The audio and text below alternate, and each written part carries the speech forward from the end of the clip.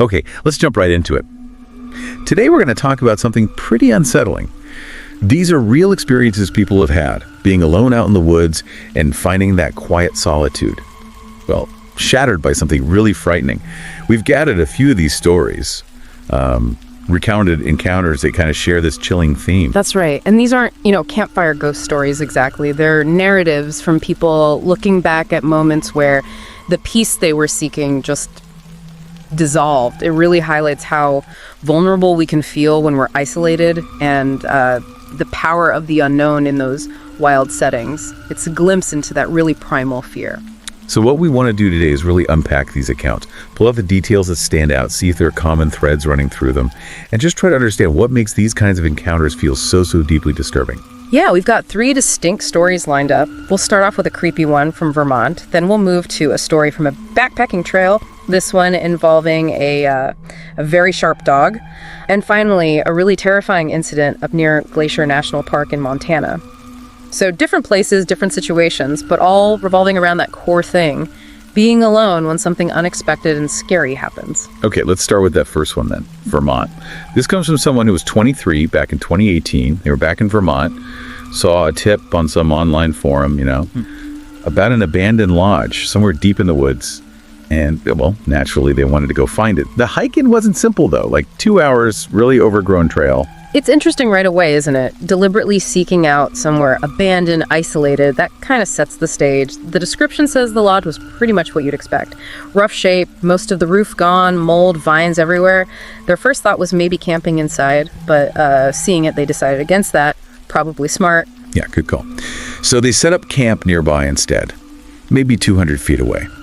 And you know how it is, as day turns to night, the forest sounds change, decime noises fade, and it's just like crickets in the campfire crackling. They were hoping for stargazing, but too many trees, clouds rolling in, so just sitting there by the fire. Just settling in, expecting a quiet night.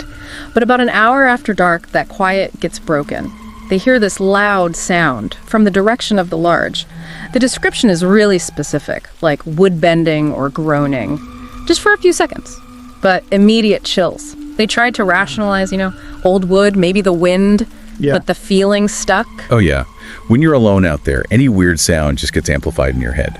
So after like 30 minutes of silence, that rationalization wasn't really working anymore.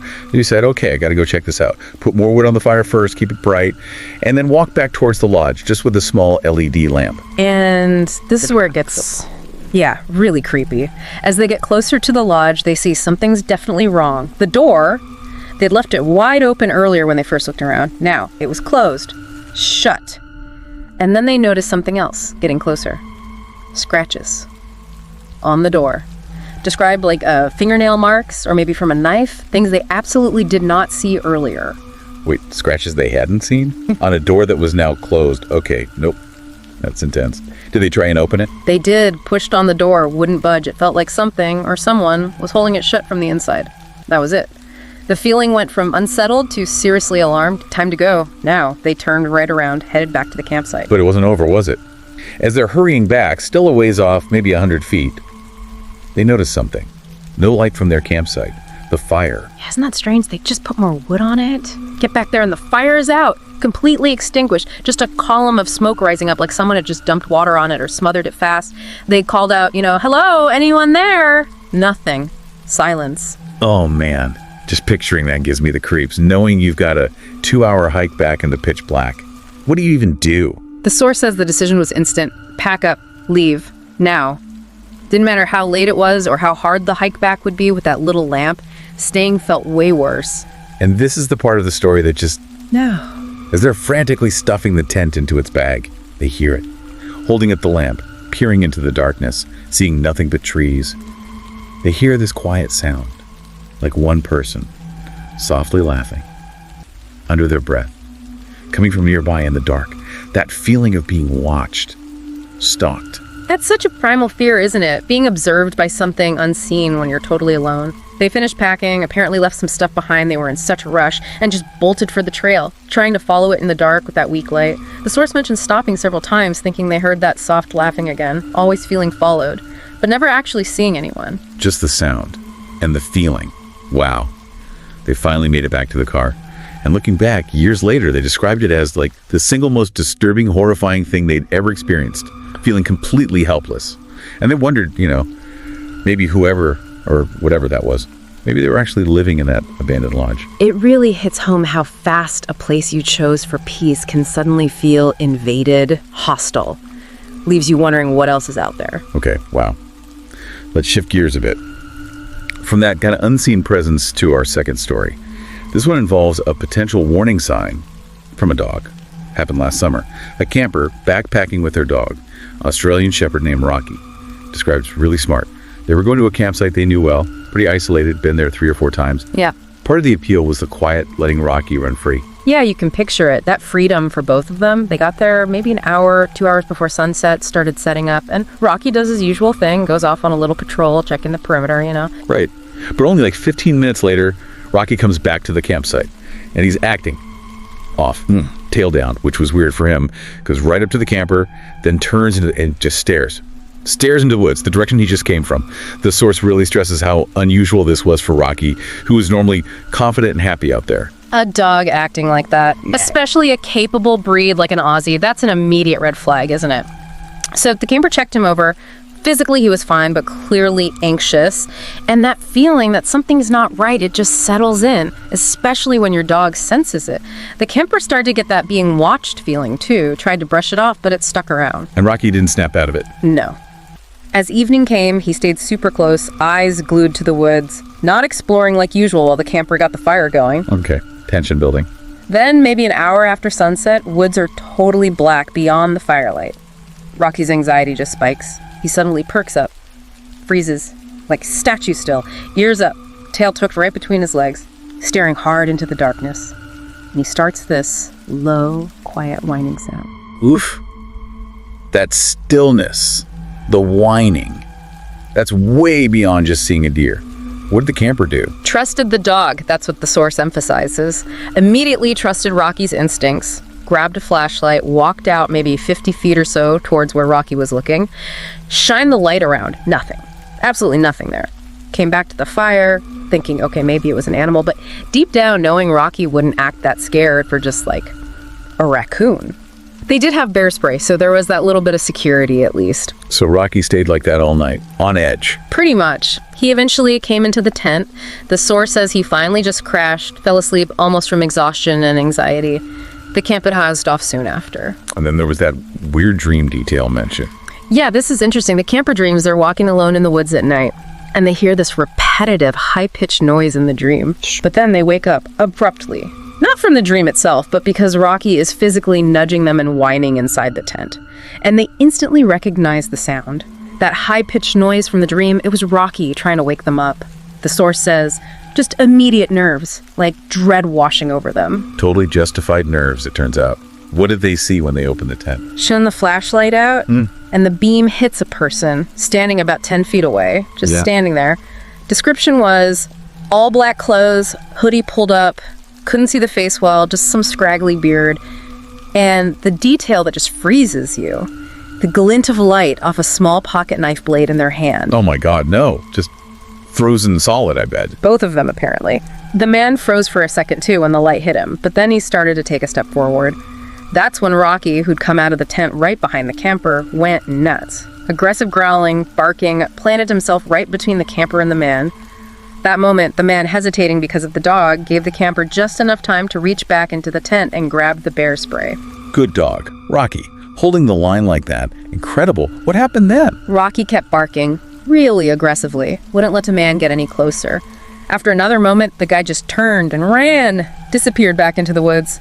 Rocky, thankfully, didn't chase him. The camper immediately started throwing everything into their pack, just frantic packing, while Rocky basically stood guard, circling the site. I cannot imagine the adrenaline on that hike out. Intense, for sure, but the source says, interestingly, the camper wasn't quite as terrified on the hike back. Having Rocky there, knowing they weren't trapped in that spot anymore, it made a difference. They got back okay, reported it. Sounds like not much came of the report given the remote location. But the huge takeaway for them, crystal clear, was trust your dog. Always trust the dog's instincts. And Rocky Apparently he was back to his normal self on later trips. Wow, that's a powerful story about instinct, animal and human. How sometimes our gut, or our dog's gut, knows something's wrong before our rational brain catches up. Absolutely. And it shows how fast the threat can shift from, maybe it's nothing, maybe it's an animal, to, oh no, this is very real, very human, and very dangerous.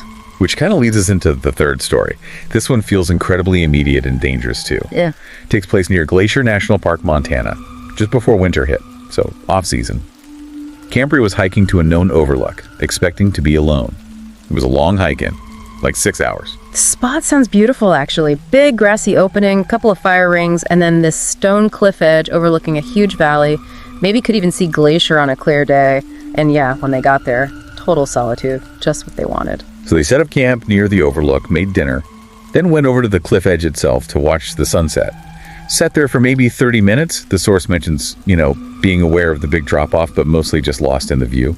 And here comes the first weird moment. Sunset's over, they stand up to walk back to their campsite, turn around, and there's a man standing right there, right behind them almost, in the bushes near the tree line, looking straight at them. But the really unsettling part, as soon as the camper saw him, he just turned around. Didn't say anything, walked back into the forest, and was gone. Yeah, it is really bizarre. No hello, no nice view, just appears, gets seen, vanishes. Exactly. Super confusing for the camper. Didn't see him arrive. He wasn't carrying a backpack or any gear. Didn't look like he had another camp nearby. And he walked away from the direction of their campsite. The feeling was just really weird, as the source puts it. But they tried to shake it off, went back, got the campfire going, tried to settle in for the night. Trying to rationalize again. But that image must have stuck in their head. You'd think so. Hours pass. It's late now, maybe 11 p.m. Sitting by the fire. Then they hear it. Footsteps. In the woods, kind of in front of them. Not animal footsteps, definitely human. And close. They call out, hello! Footsteps stop for a second, then start again. But nobody answers. Oh, that's the classic horror scenario right there. Yeah. You hear a person call out, get nothing back, just the sound continuing. Right. And the mind starts working overtime. The camper tried to tell themselves, okay, it must be an animal. A perch would answer, right. Even though the sound was clearly boots on the ground, and who would be wandering around out there at 11 p.m. anyway? It made no sense. Eventually, the footsteps faded away. So they managed to get past that too. Seems like it, or at least tried to. Later still, past midnight now, still awake, maybe a bit bored, maybe just keyed up from everything. They decided to walk back over to the overlook, check out the stars again, left the fire burning back at camp. Sky wasn't totally clear, but the moon was bright enough to light up the valley. Kind of peaceful, calming breeze for a moment. And then, bam. Escalation, sudden loud snapping of multiple sticks right behind them. Yeah. A bush rustles, like aggressively. They spin around, and it's him. Same guy from Sunset. Only this time, he doesn't turn away. Oh no. What did he do this time? He comes right out of the bush, starts walking fast, straight towards the camper at the overlook edge. Camper's asking questions like, what do you want? He ignores them, just talking random nonsense, words not making sense. And he has this horrible fake smile plastered on his face, coming at them really fast. Camper tries to step aside, off the path. He moves to block them.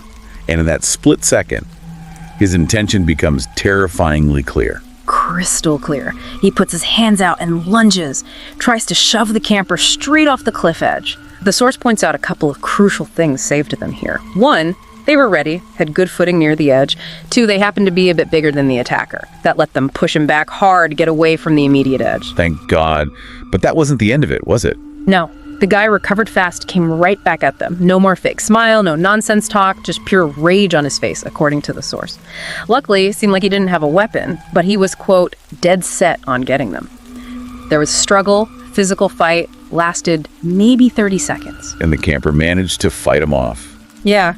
They got the better of him. He was apparently pretty skinny. After a few good hits, the attacker finally had enough, turned, and ran off into the woods again. Okay. Adrenaline must have been off the charts. What did the camper do then? Chase him? Smartly? No. Decided against chasing him into the dark woods. Probably wise. Instead, grabbed everything they could carry, slapped on a headlamp, and just got out of there. Immediately started the long hike back. Didn't even go smoothly. The headlamp batteries died after a couple of hours. Had to basically huddle down, make a mini camp, and wait for sunrise to finish the hike. They did report it. Source mentions other people had theories about the guy, maybe mental health issues, who knows. But the reality for the camper was undeniable. Yeah, the reality was they came incredibly close to being killed. Just that stark realization how vulnerable they were and how vital it was that they were prepared, thinking fast, able to fight back. Yeah. Chilling. So, looking at these three stories together, what jumps out? I mean, definitely that vulnerability of being alone, that jarring contrast between seeking peace and quiet and finding, well, the opposite, an intrusion, often terrifying. Exactly. And the different kinds of fear, right? Yeah. The first story has that almost supernatural feel. Unexplained sounds, the Yeah. laughing. Then the second you think animal, maybe, but it's human. And the third is just direct, violent human threat. And it's interesting how instinct plays a role, isn't it? Like with Rocky, his reaction was the first real warning sign. Animals maybe pick up on things we rationalize away. Being alone, it seems like it could make you pay more attention to those gut feelings or maybe second guess them even harder. Totally. And the common things that just crank up the fear, the darkness is huge in all of them. Not being able to see properly. Every sound the forest makes suddenly sounds suspicious. Then boom, a figure appears. Or just that awful feeling of being watched, followed. Yeah, and maybe the most disturbing part, especially in that first and third story, the lack of a clear why. Why the laughing? Why try to push someone off a cliff after just standing there weirdly? What the stories don't tell us, that ambiguity that leaves so much room for your own fear to fill in the blanks, maybe that makes it even worse than, say, an animal attack where the motive is survival. Good point. And the locations, too. These weren't necessarily, like, deep, uncharted wilderness. They were known trails, overlooks near parks, places you might reasonably go alone expecting safety. Makes you wonder. I think that's why these stories grab us, you know? They tap into really fundamental fears. Fear of the wild, fear of the dark, and maybe the deepest fear. Encountering someone with bad intentions when you're completely isolated and vulnerable. So we've walked through 3 really unsettling accounts today. Each one a stark reminder of how quickly that peaceful solo trip in nature can flip into something truly terrifying when the unexpected happens. Yeah, they definitely highlight how things can change in an instant. How important being alert, maybe having some basic preparedness, trusting your gut or your dog's gut can be. It leaves you with that uncomfortable question, doesn't it?